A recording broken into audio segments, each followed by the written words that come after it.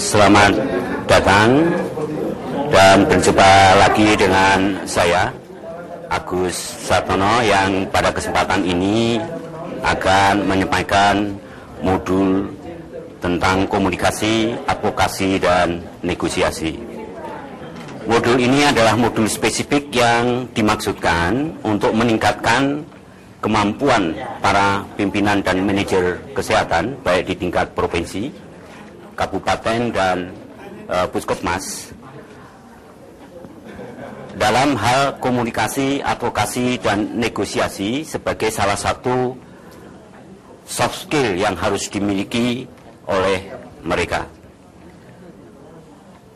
Komunikasi kita tahu adalah suatu proses di mana seseorang berkeinginan, berusaha untuk memberikan pengertian kepada orang lain melalui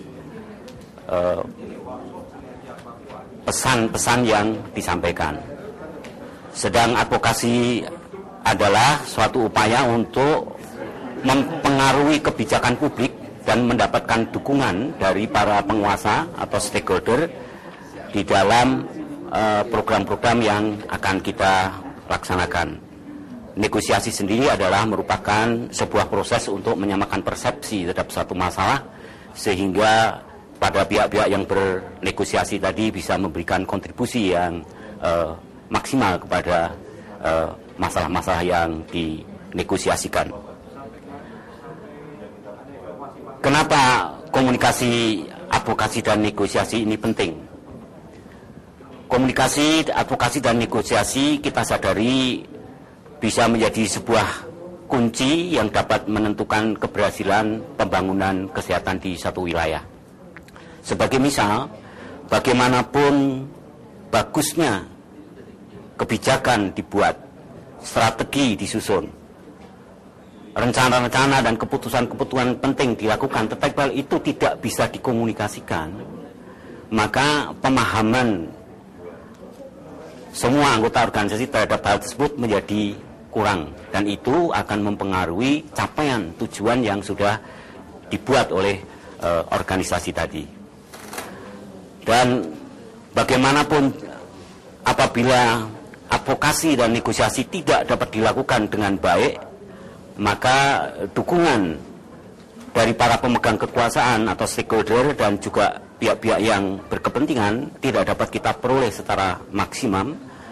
Demikian pula dengan misalnya anggaran maupun peran dari para stakeholder tersebut terhadap apa yang sedang kita lakukan.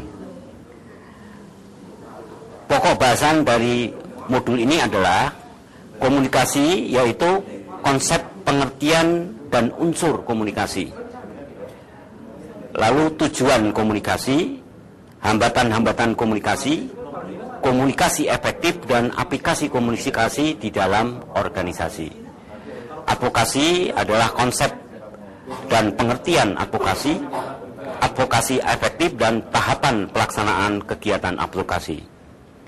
Negosiasi adalah konsep dan pengertian negosiasi, negosiasi efektif, dan tahapan pelaksanaan kegiatan negosiasi. Metode yang digunakan dalam ini adalah metode tatap muka yang terdiri dari ceramah dan tanya jawab, brainstorming, diskusi kelompok, simulasi, dan juga diskusi pleno. Tentu saja bahwa apa yang disampaikan ini nanti harus ditunjang dengan metode pembelajaran lain seperti e-learning dan studi pustaka maupun studi-studi kasus di lapangan. Nah, Bapak Ibu sekalian, para peserta pelatihan, demikian saya kira mengucapkan terima kasih atas perhatiannya dan selamat bertemu kembali di kesempatan yang berbeda.